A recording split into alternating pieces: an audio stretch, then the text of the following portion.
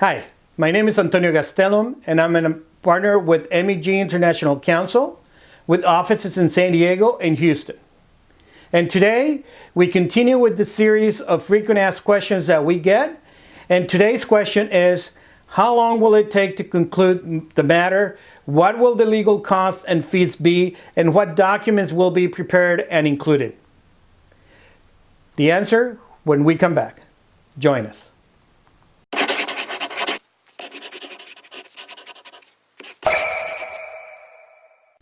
How long will it take to conclude the matter?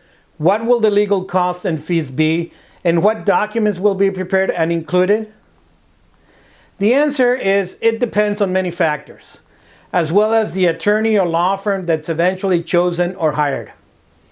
But in order to give the viewer or you guys an idea, the most important factor is the complexity of the matter and the diversity of assets and jurisdictions in which the assets are located, and the residence and nationality of the clients, as well as their heirs and beneficiaries.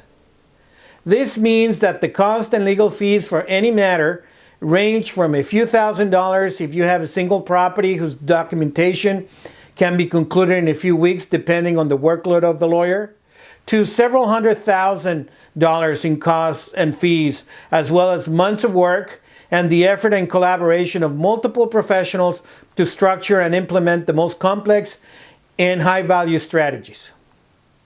However, the average time required to finalize the majority of our clients' transactions range from 4 to 8 work weeks, with an average cost that fluctuates between $10,000 and $30,000.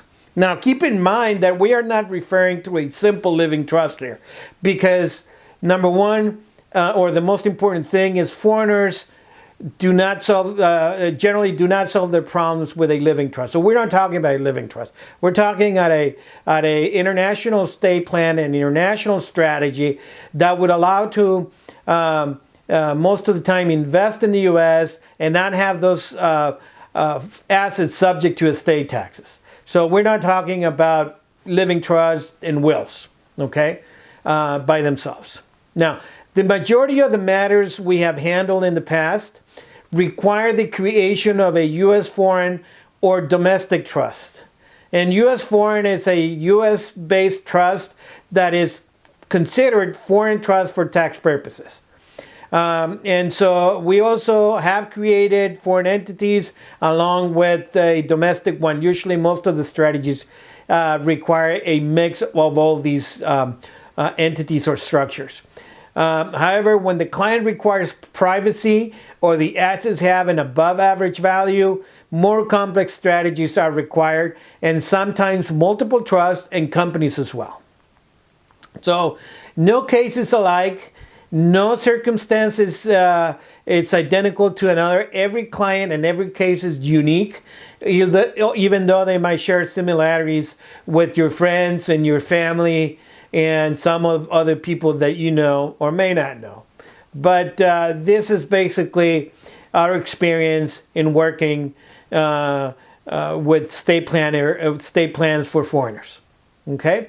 I hope you enjoyed the video, and join us on the next one. If you have any questions or concerns about the issue, about the subject, don't hesitate to give us a call and schedule an appointment. And we'll be happy to answer any questions that you may have. Thank you.